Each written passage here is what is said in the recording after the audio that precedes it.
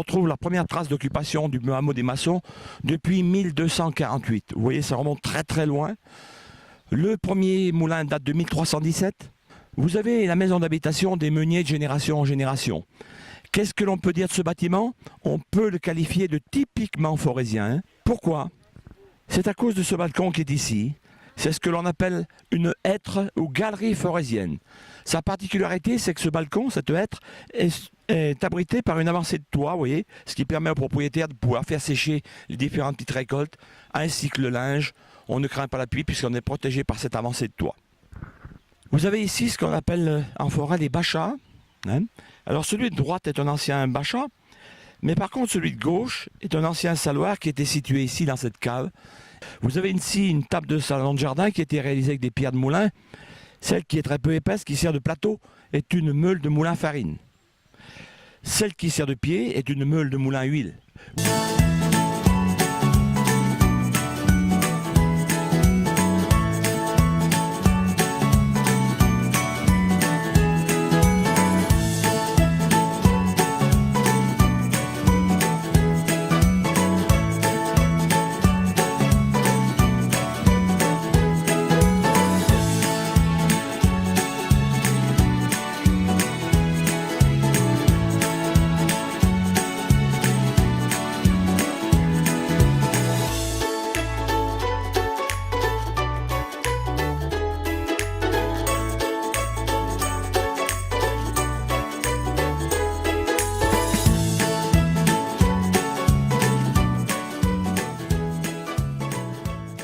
Bienvenue dans le moulin à huile du Moulin des Maçons et aujourd'hui la fabrication de l'huile du jour, l'huile de noisette. La première étape se passe ici avec la meule où il va falloir écraser la noisette, moudre pour obtenir quelque chose de très fin et commencer à faire ressortir le gras pour faire l'huile. Simplement une courroie sur une poulie motrice qui permet de faire tourner la roue et la roue fait tourner la meule. Donc cette meule tournante, elle est en marbre calcaire, extraite d'une carrière de Villebois dans l'Ain et elle fait plus de 900 kg.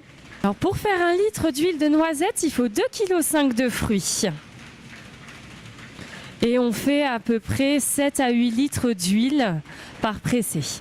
La noisette est chauffée dans cette grande poêle à fonte jusqu'à 60 degrés. Ça lui permet de lui donner un bon petit goût et c'est chauffé au feu de bois. La cuisson dure environ une vingtaine de minutes. C'est pareil, toujours grâce au savoir-faire et au jugé du maître huilier.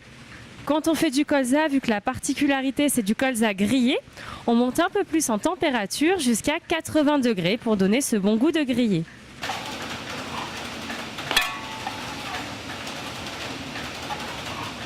Et maintenant donc la troisième et dernière étape de fabrication, la presser pour extraire l'huile.